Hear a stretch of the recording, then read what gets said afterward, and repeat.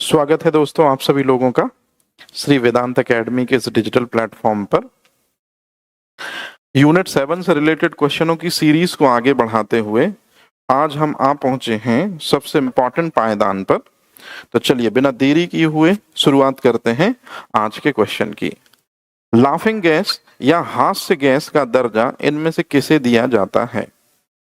तो चार ऑप्शन आपके सामने हैं, hydrogen peroxide, nitrogen peroxide, carbon monoxide, sulphur dioxide.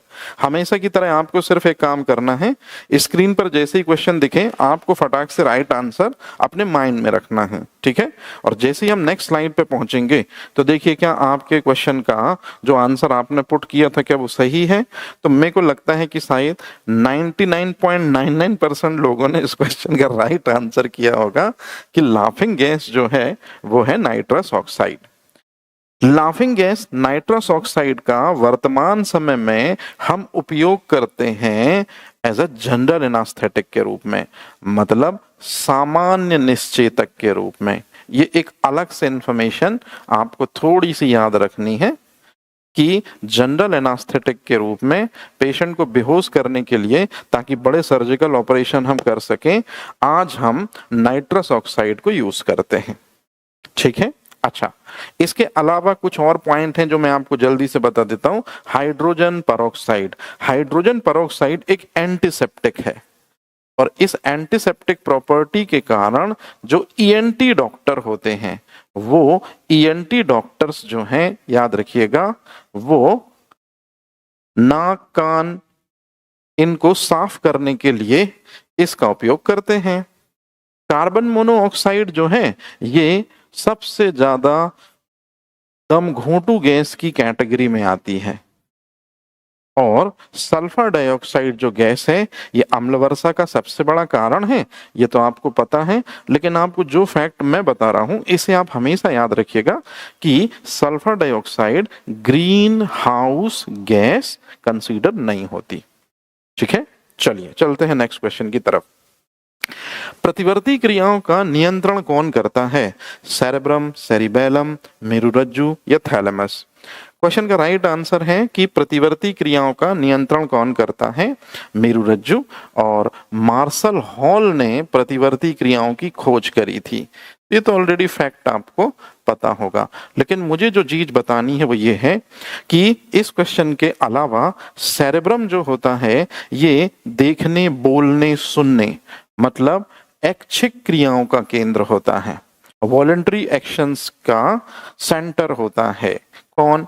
Cerebrum, जो मस्तिष्क का सबसे बड़ा भाग होता है। वहीं जो सेरिबेलम है, जिसे हम हाइंड ब्रेन कहते हैं, ये शारीरिक संतुलन में मदद करता है, फिजिकल बैलेंस में हेल्प करता है। कौन? सेरिबेलम। तो मैं यहां लिख दे रहा हूं फिजिकल बैलेंस मतलब शारीरिक संतुलन। थैलेमस जो होता है, याद रखेंगे ये तीन वर्ड, ठंडा का सेंटर, गर्म का सेंटर और पेन का सेंटर, यही होता है। कहां पर? थैलेमस में। और थैलेमस से ही एक ग्लैंड अटैच होती है, शायद आपने कभी न कभी नाम सुना होगा पीनियल ग्लैंड के बारे में। और पीनियल ग्लैंड जो है इसी को बायोलॉजिकल क्लॉक भी कहते हैं या इसी को जैविक घड़ी भी कहा जाता है। तो ये सिंपल सी इंफॉर्मेशन जिसको आपको याद रखना है। चलिए, खाद्य प्रसंस्करण के जनक किसे कहा जाता है? ये क्वेश्चन रिपीट हुआ लेकिन इस क्वेश्चन के जो राइट आंसर है वो है निकोलस एपर्ट 1810 में।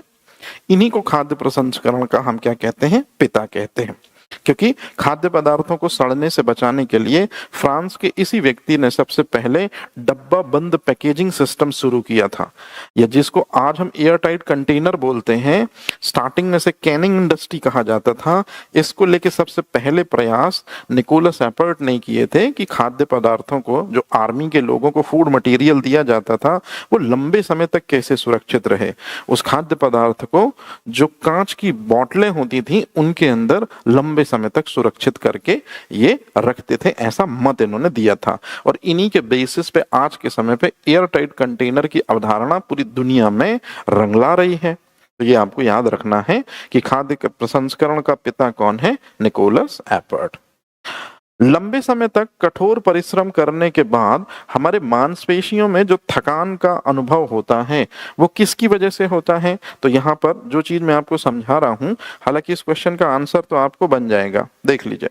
ये इस क्वेश्चन का आंसर है कि लैक्टिक एसिड संचयन के कारण।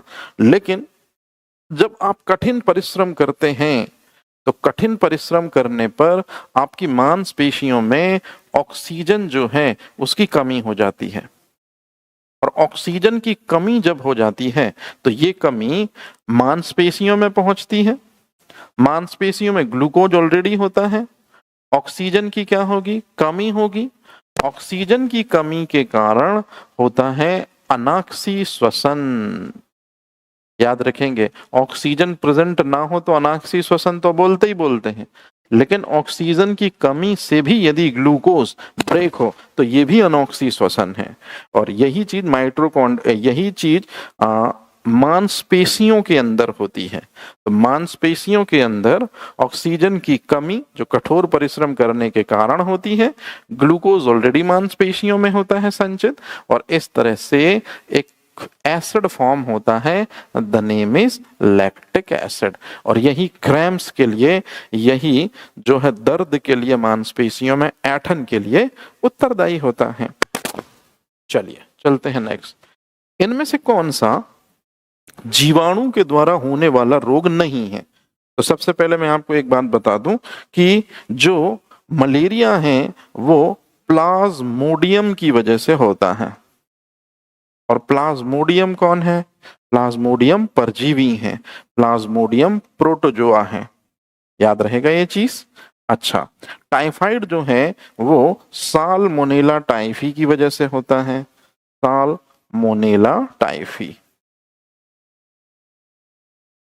ये जीवाणु होता है जिस वजह से टाइफाइड होता है पर्सनैलिटी को या पर्सन को। डिप्थीरिया, कोर्नी बैक्टीरियम डिप्थीरी, ये जीवाणु होता है।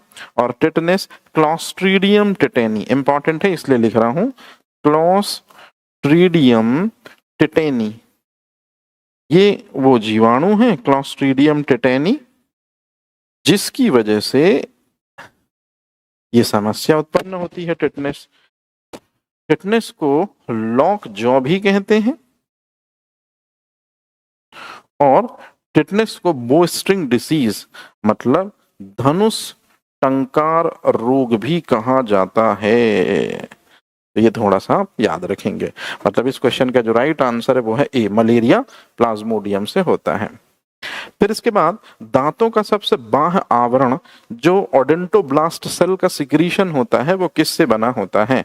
तो दांतों का सबसे बाह्य आवरण याद रखेंगे ये कैल्शियम फॉस्फेट से बना होता है। मतलब हमारे दांतों में एक धातु पाई जाती है, हमारे दांतों में एक अधातु पाई जाती है, और ये दोनों धातु और अधातु कैल्शियम और फास्फोरस, ये दोनों के दोनों कैल्शियम फॉस्फेट के रूप में पाए जाते हैं। इसी तरह से जो अंडे के छिलके होते हैं, याद रखेंगे ये चीज, अंडे के जो छिलके होते हैं मतलब आउटर शेल ऑफ एग, साथ ही साथ में शंख जो भगवान की पूजा में हम यूज करते हैं, और संगमरमर, ये संगमरमर वही चीज जो ताजमहल जिससे ड्रॉ हुई है, ये सब कैल्शियम कार्बोनेट से डिजाइन होते हैं या कैल्शियम कार्बोनेट से बने होते हैं, है ना। चलिए चलते हैं आगे। ऊतकों का अध्ययन साइंस की जिस ब्रांच में करते हैं, मेरे को नहीं लगता कि इस क्वेश्चन का कोई भी आंसर गलत करेगा, बिल्कुल सही कह रहे हैं आप लोग। सेल की स्टडी, कोशिकाओं का अध्ययन साइटोलॉजी, ऊतकों का अध्ययन जो हमारे क्वेश्चन का राइट आंसर है टिश्यू। अब देखिए यहां थोड़ा सा एक स्टेटमेंट रॉन्ग हो गया है। ऊतकों का अध्ययन विज्ञान की किस शाखा में करते हैं? तो ऊतकों का अध्ययन साइटोलॉजी में नहीं करते हैं, ऊतकों का अध्ययन हिस्टोलॉजी कहलाता है। ये थोड़ा सा वर्ड आप याद रखेंगे। इस क्वेश्चन का ए आंसर नहीं होगा, इस क्वेश्चन का आंसर होगा बी। और histology word was given by mayor. Histology शब्द सबसे पहले किसने दिया था? मेयर ने दिया था। जबकि साइटोलॉजी शब्द सबसे पहले उन्होंने दिया था जो साइटोलॉजी के फादर हैं, मतलब जिन्होंने कोशिका की खोज की है, जिन्हें हम रॉबर्ट हुक कहते हैं। इसके बाद कार्डियोलॉजी का मतलब होता है स्टडी ऑफ हार्ट, हृदय का अध्ययन। और फ्रेनोलॉजी का मतलब होता है स्टडी ऑफ ब्रेन, मस्तिष्क की स्टडी। मानव शरीर की सबसे बड़ी ग्रंथि वही है जो मानव शरीर का सबसे बड़ा आंतरिक अंग भी है। तो मानव शरीर का सबसे बड़ा आंतरिक अंग, इंटरनल ऑर्गन में जो सबसे लार्जेस्ट है वही है लीवर। बाकी तो चीजें आपको पता है। अग्नाशय एक मिश्रित ग्रंथि है, सलाइवरी ग्लैंड से सलाइवा निकलता है जिसमें टाइलिन एंजाइम पाया जाता है जो स्टार्च को ब्रेक डाउन करता है। लाइसोजाइम एंजाइम भी इसी में पाया जाता है जो बैक्टीरिसाइडल एक्टिविटी के लिए रिस्पॉन्सिबल होता है। एड्रीनल ग्लैंड से triple F hormone, fly fright fight hormone निकलता है जिसे लड़ो उठो जियो हार्मोन भी हम कहते हैं। तो इस क्वेश्चन का राइट आंसर है बी, मतलब लीवर। नाउ नेक्स्ट, जैव कोशिका का कौन सा भाग power house of the cell कहलाता है? ऑब्वियसली सी बात है, मेरे को नहीं लगता कि इस क्वेश्चन में किसी को कोई दिक्कत होगी, माइटोकॉन्ड्रिया। लेकिन वही दो चीज जो मैं हमेशा स्टूडेंट को बताता हूं कि ऑक्सी श्वसन स्थल किसे कहते हैं, एरोबिक रेस्पिरेशन साइट किसे कहते हैं। जैसे हमारे शरीर में हर एक सेल में माइटोकॉन्ड्रिया है तो वहां पर ये प्रक्रिया संपन्न होती है ऑक्सी श्वसन। और माइटोकॉन्ड्रिया जो है, ये बात आप हमेशा याद रखेंगे कि माइटोकॉन्ड्रिया को ही ऊर्जा ग्रह कहते हैं, मतलब ऊर्जा ग्रह, या इसी को आजकल शक्ति ग्रह भी पूछते हैं। तो थोड़ा सा बस याद रखेंगे आप लोग ये चीज कि शक्ति ग्रह या ऊर्जा ग्रह किसे कहते हैं, माइटोकॉन्ड्रिया को। कोशिका भित्ति की यदि मैं बात करूं तो ऑलरेडी आपको पता है कि जीवाणु की कोशिका भित्ति पेप्टिडोग्लाइकॉन से बनी होती है। पेप्टिडोग्लाइकॉन से बनी होती है। पौधे की कोशिका भित्ति सेलुलोज से मिलकर बनी होती है। कवक की कोशिका भित्ति काइटिन से मिलकर बनी होती है। और ये काइटिन से मिलकर ऑर्थोपोड्स का, जैसे कॉकरोच का बाह्य आवरण भी बना होता है। तो ये ऑलरेडी वो चीज है जो आपको पता है। केंद्रक जो है इसको कोशिका का मस्तिष्क भी कहते हैं। और केंद्रक की खोज जिस व्यक्ति ने करी थी, ये आप याद रखेंगे, रॉबर्ट ब्राउन नाम है उस पर्सनालिटी का। इस तरह से चलते हैं नेक्स्ट क्वेश्चन की ओर। रक्त शरीर में क्या काम करता है? तो रक्त शरीर में जो सबसे इंपॉर्टेंट काम करता है वो सभी अंगों तक, सभी कोशिकाओं तक ऑक्सीजन को पहुंचाने का सबसे महत्वपूर्ण काम करता है रक्त हमारे शरीर में। मतलब ए जो है वो राइट आंसर है।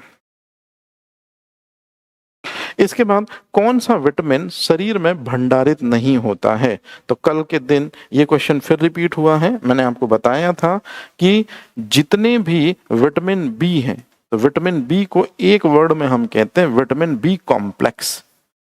तो सारे विटामिन बी और vitamin C, these are all soluble in water. ये सभी जल में घुलनशील हैं। और ये सभी के सभी अगर जल में घुलनशील हैं तो ये यूरिन में भी घुलनशील हैं, क्योंकि यूरिन में 95% पानी होता है। और अगर ये यूरिन में घुलनशील है तो यूरिन जो है वो शरीर से क्या होता है, बाहर आता है, किडनियों से बाहर निकालती है। तो अगर यूरिन शरीर से बाहर आया तो उसी में घुले ये दो एंजाइम, ये भी शरीर से बाहर आएंगे। ठीक है, तो कौन सा विटामिन है जो हमारे शरीर में भंडारित नहीं होता है? तो विटामिन सी भी याद रखेंगे आप लोग और बी कॉम्प्लेक्स भी याद रखेंगे। चलिए चलते हैं आगे। इनमें से कौन सा विटामिन रक्त का थक्का जमाने में सहायता करता है? अच्छे से देखिए, रक्त का थक्का मतलब यदि आपको चोट लग जाती है तो उस जगह पर, ये क्वेश्चन लास्ट टाइम पीएससी ने पूछा था, नेप्थोक्विनोन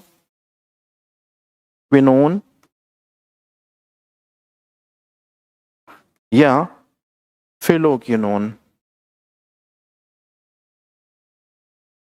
ये विटामिन के का साइंटिफिक नाम है और इसलिए इसको हीमोरेजिक विटामिन, रुधिर स्कंदक विटामिन भी कहते हैं। जबकि यदि मैं आपसे क्वेश्चन पूछूं कि घाव भरने में सहायक विटामिन, दोनों अलग अलग चीजें हैं। घाव भरने में सहायक विटामिन मतलब वाउंड हीलिंग के लिए रिस्पॉन्सिबल विटामिन है विटामिन सी, याद रखेंगे। और रक्त का थक्का जमाने के लिए, चोट लगने पर क्लॉट वगैरह बनाने के लिए विटामिन के आर द नेसेसरी। और विटामिन के का निर्माण हमारे शरीर में ही होता है। जनरली विटामिन हमारी बॉडी में सिंथेसाइज नहीं होते, विटामिन के हमारे शरीर में बनता है। और कहाँ बनता है? बड़ी आंत में बनता है। और बड़ी आंत के कोलोन भाग में एक सूक्ष्म जीव स्टीरिया कोलाई इसे बनाता है। ठीक है। विटामिन ए जो है इसको ब्यूटी विटामिन भी कहते हैं, सुंदरता का विटामिन होता है। और साथ ही साथ में विटामिन ए जो है इससे स्टर्लिटी के केस भी सॉल्व होते हैं, इसलिए इसको एंटी स्टर्लिटी विटामिन या प्रति नपुंसकता विटामिन भी कहते हैं। तो ये बात आप याद रखेंगे। प्रति नपुंसकता विटामिन किसे कहते हैं? आंसर है विटामिन ई को।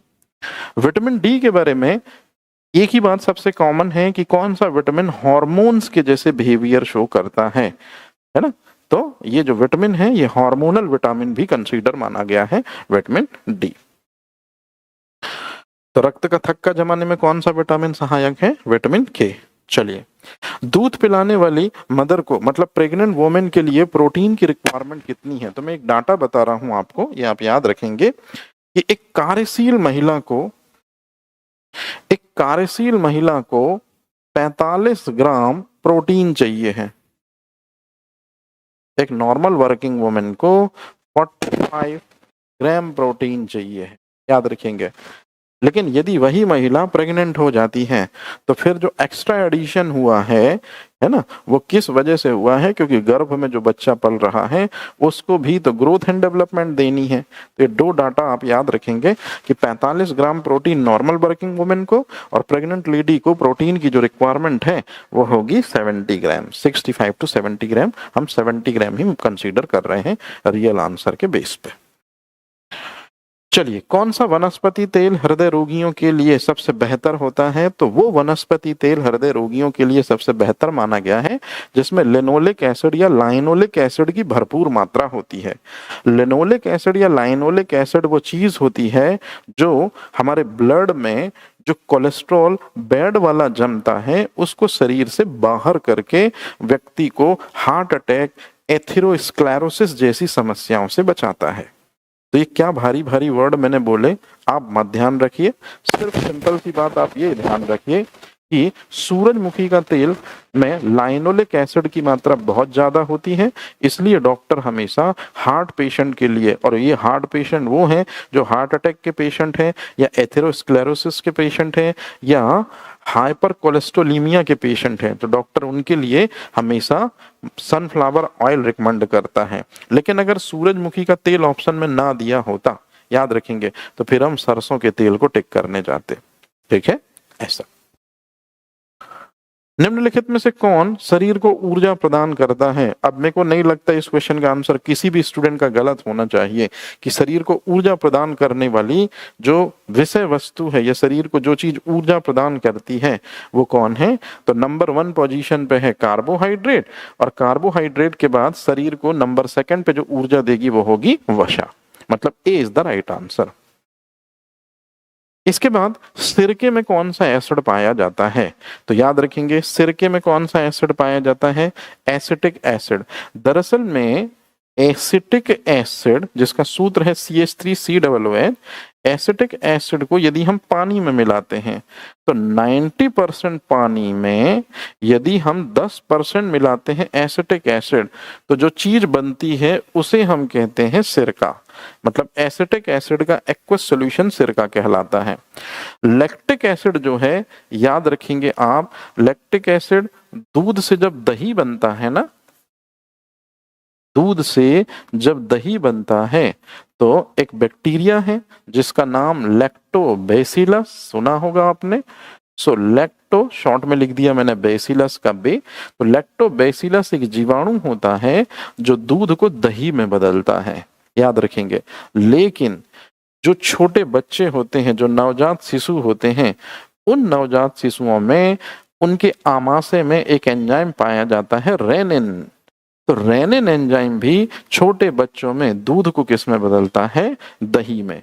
लेकिन रेनिन एंजाइम जिस दूध को दही में बदलता है वो दही लैक्टिक एसिड नहीं होता, वो होता है कैल्शियम पराकैसिनेट।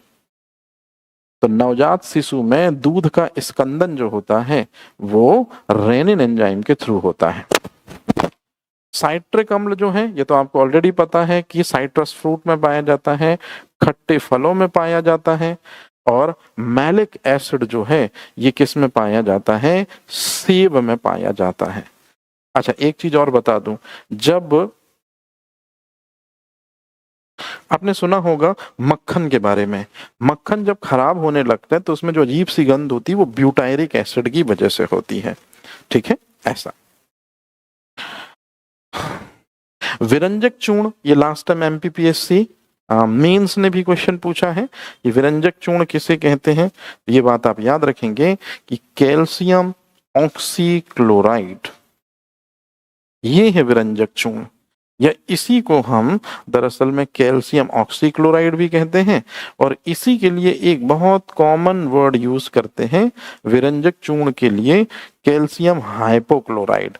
और जब इसको चूर्ण को पानी में डाला जाता है तो इस चूर्ण में जो क्लोरीन गैस होती है, याद रखेंगे विरंजक चूर्ण में जो क्लोरीन गैस होती है यही पानी में उपस्थित जो जीवाणु होते हैं या पानी में उपस्थित जो रोगाणु होते हैं उनको नष्ट करती है।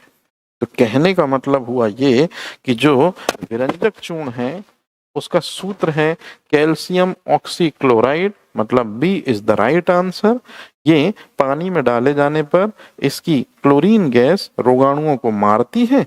तो इस तरह से जो विरंजक चूर्ण है, याद रखेंगे ये, इसी को ब्लीचिंग पाउडर भी कहते हैं। विरंजक चूर्ण को ब्लीचिंग पाउडर भी कहते हैं। तो यही विरंजक चूर्ण या यही ब्लीचिंग पाउडर जो है ये विसंक्रामक के रूप में, विसंक्रामक के रूप में होता है, मतलब डिसइंफेक्टेंट के रूप में इसको हम यूज करते हैं। ये चीज याद रहेगा। चलिए चलते हैं आगे। क्वेश्चन का राइट आंसर हो गया और इस तरह से यहाँ ये क्वेश्चन हमारे होते हैं पूरी तरह से कंप्लीट। तो चलिए मिलते हैं नेक्स्ट वीडियोस में। Thank you.